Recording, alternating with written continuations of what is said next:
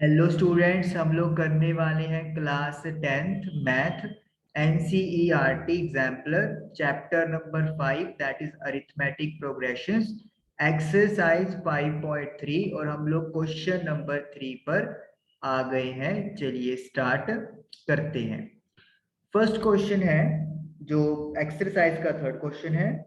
Right the first three terms of the AP when A and D R given below.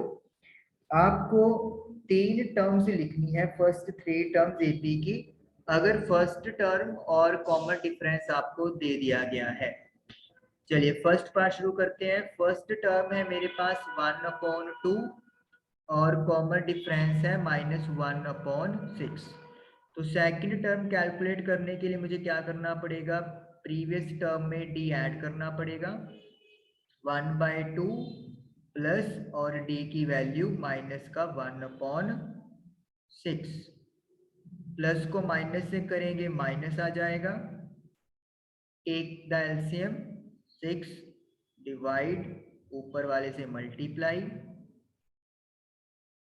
सो 2/6 यानी कि 1/3। तो जो second term है वो हमारे पास बनेगी 1/3। अब लिखेंगे थर्ड टर्म। थर्ड टर्म के लिए a2 में d ऐड कर देंगे। 1/3, a2 की वैल्यू 1/3 है, देन प्लस और d का वैल्यू माइनस का 1/6 है। प्लस को माइनस से किया माइनस, 6 एलसीएम ले लो, 2 - 1 दैट इज 1/6। तो इस तरीके से आप लोगों का तीन टर्म्स आ गई। तीनों टर्म्स को आप इकट्ठी लिख दो, 1/2 कोमा 1/3 कोमा 1/6। तो इस तरीके से फर्स्ट पार्ट आप लोगों का थर्ड क्वेश्चन का डन हुआ। चलिए इसको इरेज करते हैं और अब करते हैं सेकंड पार्ट।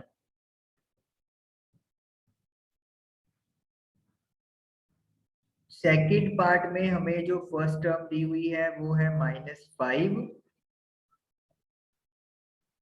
तो सेकंड पार्ट में a यानी first term is -5 and common difference जो है वो -3 है। तो a2 फाइंड करेंगे, a1 या सिंपली a में d ऐड कर देंगे। a की वैल्यू -5 है, d की वैल्यू -3 है। प्लस को माइनस से किया माइनस, सो -5 -3 -8। देन a3 जो है वो है a2 प्लस d। a2 की वैल्यू है -8 और d की वैल्यू है -3, सो -8 प्लस इंटू माइनस माइनस, सो -11। तो इस तरीके से आप लोगों के पास जो पहली तीन टर्म्स बनेगी -5 -8 -11, और इस तरीके से सेकंड पार्ट भी आप लोगों का डन हुआ। अब करेंगे हम लोग थर्ड पार्ट। थर्ड पार्ट में जो फर्स्ट टर्म है वो है √2 और जो कॉमन डिफरेंस है वो है 1/√2। तो a2 फाइंड करने के लिए a में d ऐड कर देंगे। √2 एलसीएम, √2 को √2 से किया 2, 1 × 1 1, सो 3/√2। तो ये अपने पास सेकेंड टर्म आ गई। थर्ड टर्म फाइंड करने के लिए a2 में d ऐड कर देंगे। 3/√2 प्लस 1/√2।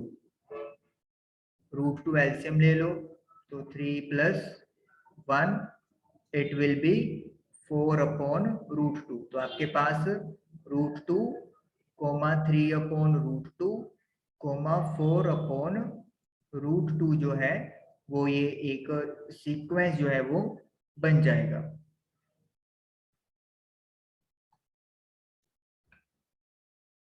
आप लोग अगर ये रैशनलाइज करके भी √2 जो है वो उसको आप हटा सकते हो। जैसे फर्स्ट टर्म तो √2 एज इट इज है, ओके है। सेकंड टर्म मेरे पास 3/√2 है, तो आप √2 से मल्टीप्लाई और डिवाइड कर सकते हो, तो इट विल बिकम 3/2√2। इसी तरीके से 4/√2 को √2 से मल्टीप्लाई और डिवाइड करेंगे, तो 4√2 divide by 2, it will become 2√2।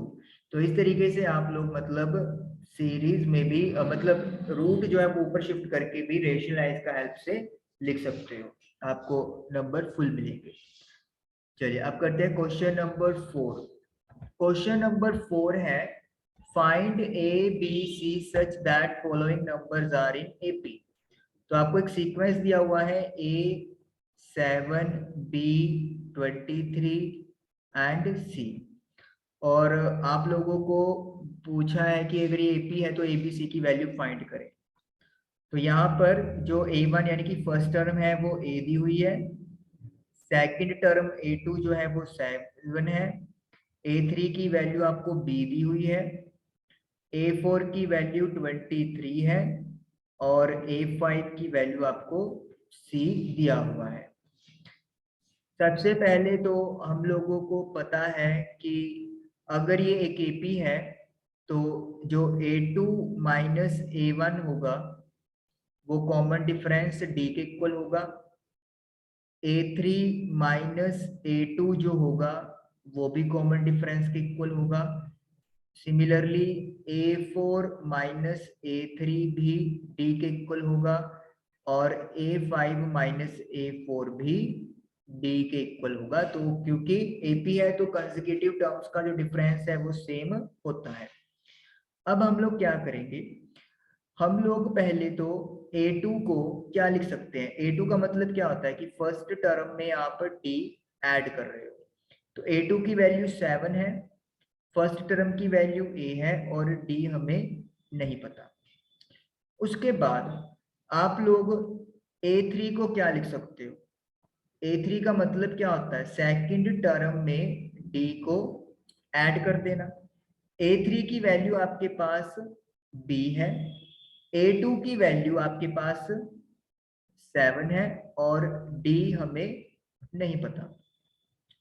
A4 की बात करेंगे तो A4 का मतलब क्या होता है, A3 में हम लोग D ऐड करते हैं, A4 की वैल्यू 23 है, A3 की वैल्यू B है, और हमें D यानी कॉमन डिफरेंस नहीं पता।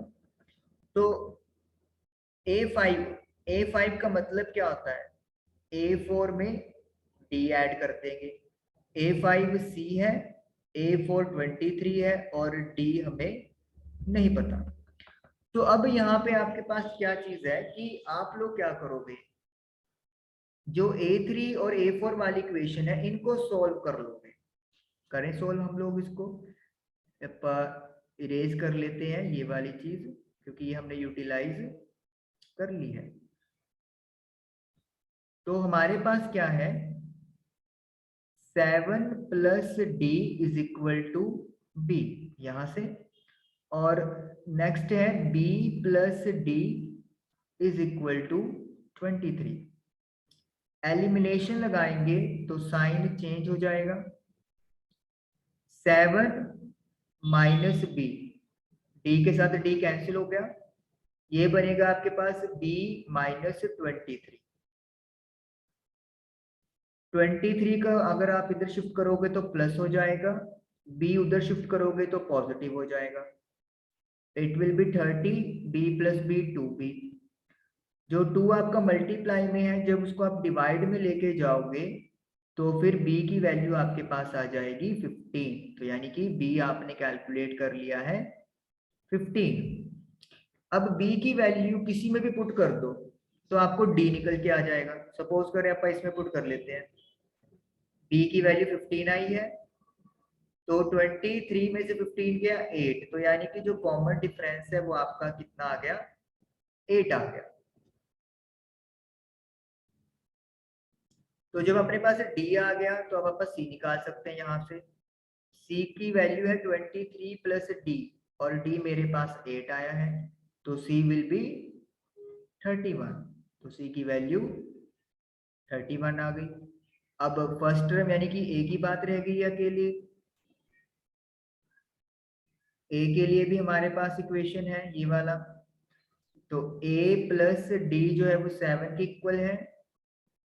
d की वैल्यू 8 आई है आपके पास। 8 को जब आप शिफ्ट करोगे तो ये माइनस का हो जाएगा, तो यानी कि फर्स्ट टर्म की वैल्यू आ गई माइनस का 1। और इस तरीके से आपके पास a b c की वैल्यूज आ गई। सिंपली एलिमिनेशन और सब्स्टिट्यूशन का हम लोगों ने यूज किया। चलिए नेक्स्ट क्वेश्चन करते हैं। क्वेश्चन नंबर 5 है, डिटर्मिन द एपी पता करनी है whose fifth term is 19। Fifth term हमें 19 दी हुई है, and difference of eighth term from the 13th term. 13th term में से एट्थ टर्म को जब माइनस करेंगे, डिफरेंस होता है माइनस, तो हमें वो 20 मिलने वाला है। ओके, हम लोग क्या लेट कर लेते हैं, जो ए है वो फर्स्ट टर्म लेट कर लेते हैं, और जो डी है वो हम लोग कॉमन डिफरेंस अज्यूम कर लेते हैं। और आपको पता है ए एन का formula a plus n minus 1 into d होता है, तो इन चीजों का यूज करेंगे। सबसे पहले तो a5 हमें दिया हुआ है, that is equal to 19। a5 का फॉर्मूले के अकॉर्डिंगली क्या बनेगा, value a plus 5 minus 1 that is 4, तो a plus 4d is equal to 19। ये हमारी इक्वेशन लेट मी से 1 बन गया। अब हमें a13 में से a8 माइनस करके 20 दिया हुआ है। a13 को आप क्या लिख सकते हो, a प्लस 12d, क्योंकि n की वैल्यू 13 पुट करेंगे हम लोग, देन माइनस ब्रैकेट लगा दो क्योंकि फिर साइन चेंज करने पड़ेंगे। a8 को आप लिख सकते हैं a प्लस 7d, क्योंकि n माइनस 1 का यूज करेंगे, इक्वल टू 20। तो a प्लस 12d माइनस का a माइनस का 7d, a के साथ a कैंसिल हो गया। 12d में से 7d माइनस करेंगे तो 5d आएगा। जब 5 को आप डिवाइड में लेके जाओगे तो d की वैल्यू 4 आ गई, यानी कि जो कॉमन डिफरेंस है वो इस एपी में टर्म्स का 4 है। अब d की वैल्यू 4 1 में पुट कर दो,